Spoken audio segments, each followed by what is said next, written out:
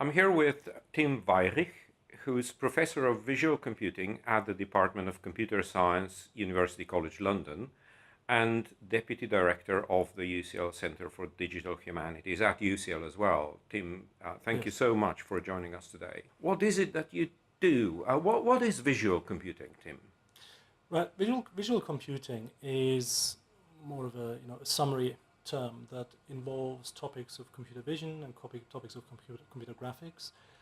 Essentially, anything where you interface between digital modeling, computer-based modeling, and the visual world. Mm-hmm. Whether that's a computer that perceives the world in its visual form through cameras, or whether it's synthesis of images, both fall into that. My core area is traditionally computer graphics. Yes. But I soon learned to be interested in anything that really operates at this kind of interface between the real world and the digital domain. Where does heritage come in? Where does your interest in heritage and humanities that's come the in? thing. I mean, the initial path into heritage was somebody knew that I was, acquainted with scanning. And for many people, that is basically the first connection that they make. They think, okay, there's all these interesting objects that need preserving, and surely scanning does the trick. Mm-hmm, mm-hmm. And so, through that connection, I got dragged into a project that, at the surface, looked like a scanning project. Mm-hmm, But then, in the process, I realized that at least as many challenges as there were in the scanning aspects, there were also challenges in getting it right, so that it interfaces in the right way with conservation, Yes. with the problems in the humanities, and so on. And that's really what got me interested into these, more, let's say, more soft problems, if you will, but that makes them sometimes even harder in interfacing with processes, real-world physical processes outside of the computer domain, supporting, to some extent, even questions by humanities scholars. So I initially started working with conservators, then with archaeologists, and then with historians. So I got more and more into the humanities. A real interdisciplinary scientist, then.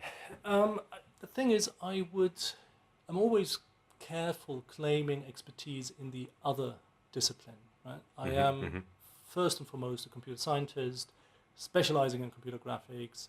I know a fair bit about computer vision. I know about computational photography, those things. About those things I speak with authority. I would never speak with authority about humanities problems, right? I often actually think that that's generally also the better recipe for impact. If you try to be good at everything, you become a jack of all trades and master of none. You need to have at least one discipline in which you have depth and you really know what you're doing. That also means that if you follow that recipe, it's not quite manageable to do interdisciplinary work just by yourself. Yes. You do need to collaborate with other people. And to me, that's actually also one of the challenges in my research. It may not be a research challenge itself, but performing research with people from other disciplines has become one of the interesting challenges in my research. That's really interesting, Tim. Thank you. What challenge does cultural heritage represent in your field? What are the specifics of cultural heritage that make it a suitable area of research in computer science? Seeing that computer science in general, nowadays is being applied to almost any domain of the real world. And it basically, think about computer science in other languages. It tends to be not called computer science, because it's not just about computers, and it certainly isn't a science in the sense of life sciences and so on. Most other languages call it informatics. And that somewhat reflects that computer science has a core expertise in dealing with information and modeling facts and reality in a way that is accessible to computational methods. Now, that being a general tradition in computer science, it basically means there's hardly any area within cultural heritage where you couldn't apply it to. That's an interesting view. To me personally, the real challenge is how can you identify in this vast area where there's so many things that you could do, where do you identify the areas where there's basically a maximum reward in there for both your humanities partner and the computer scientist. There are very many problems where the humanities community would benefit from an experienced engineer to invest many, many years in developing a certain technology, and that could be a useful tool for them. That per se isn't necessarily computer science research. So the real challenge is more on a meta level. The real challenge is basically identifying areas that are of mutual interest. In a sense, I said earlier, it's almost impossible to conduct cross-disciplinary research without partners from the other discipline. Yeah. I can completely agree with that view, definitely. Can you tell us a little about your favorite project that you can think of in the past year or so, perhaps? Well, I would say most recently, because I had various projects outside of cultural heritage as well. If I'm looking at cultural heritage, and most recently, there's definitely a favorite project, which was with London Metropolitan Archives, where we helped them reconstructing a book of parchment. The interesting challenge, there were a number of interesting challenges. The project was about making legible writing on a parchment, where the real challenge was the state of preservation of the parchment. The ink on the parchment itself was well legible and so on, but the problem was that the parchment fell victim to a fire, and parchment doesn't easily burn as paper does, but what it does, it starts shriveling and shrinking in very unpredictable patterns. And it becomes brittle. It makes it very difficult to handle. Yes. And this great parchment book that we've been working with is arguably the most important document in Northern Irish history. Fascinating. Very delicate in its state of preservation, and hence close to the public. There were many historians who would have liked to study it, but because of the state of preservation, it was not accessible. So we engaged in a joint project with London Metropolitan Archives to digitally reconstruct the content of the books.